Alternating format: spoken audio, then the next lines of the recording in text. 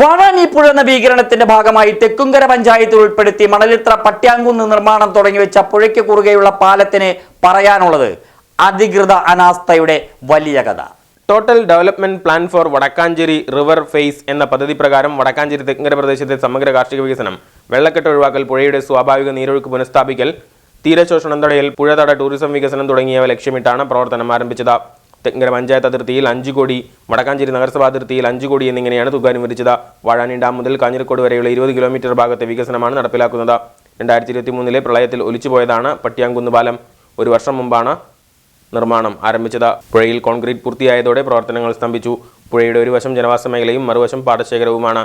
കൃഷിയിടത്തിലെത്താനാകാതെ കർഷകർ വലയുന്നു. ഞങ്ങളുടെ ഈ മണലിത്ര എന്ന 5-ാം വാർഡ് എന്ന് പറയുന്ന ഈ സ്ഥലം കൂടെ ഒരുത്താണ് ഒരു ഒതുങ്ങി കിടക്കുന്ന ഒരു സ്ഥലമാണ്.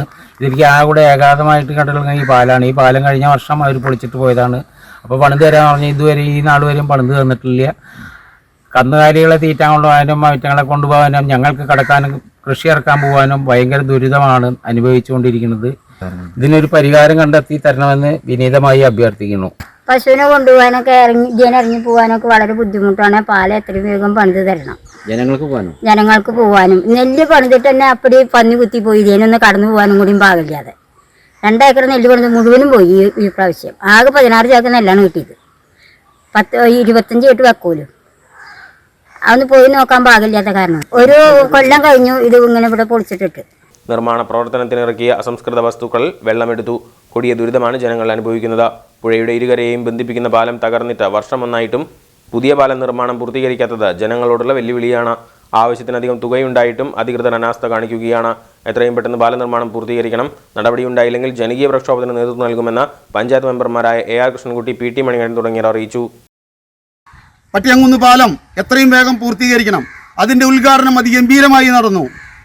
എന്നാൽ ഉദ്യോഗസ്ഥരുടെ ആണോ കരാറുകാരൻ്റെ ആണോ അതോ മറ്റാരുടെയിലോ ഇടപെടലാണോ ഈ കുണ്ടും കുഴിയും ഇവിടെ കിടക്കാനുള്ള സാഹചര്യം? ഇപ്പോൾ ഒരു പശു വീണു, നാളെ ഒരാൾ വീണ് മരിച്ചാലാണ് ഇതിൻ്റെ അനുശോചനം നടത്തുന്നത്. അതിന് അടിയന്തരമായി ഈ പാലം പണിതു തരണമെന്ന് ഈ നിവാസികൾക്കൊപ്പം വാർഡ് മെമ്പർമാരായ AR കൃഷ്ണൻകുട്ടിയും അതുമാതിരി തന്നെ PT മണികണ്ഠനും ഞങ്ങളുടെ നാട്ടുകാരോടൊപ്പം നിന്ന് പറയുന്നു. അടിയന്തരമായി ഈ പാലം പണിതില്ലെങ്കിൽ ഈ പാലത്തിന് വേണ്ടി വൻ ശക്തമായ സമരങ്ങളുമായി ഇറിഗേഷൻ ഓഫീസിലേക്കും പഞ്ചായത്ത് ഓഫീസിലേക്കും നാട്ടുകാർക്ക് പോകേണ്ടി വരും. ആയതുകൊണ്ട് MLA പോലും ഇടപെട്ട് ഈ പാലം അടിയന്തരമായി ജനങ്ങൾക്ക് പണിത് നൽകണമെന്നാണ് വാർഡ് മെമ്പറായ എനിക്ക് പറയാനുള്ളത്.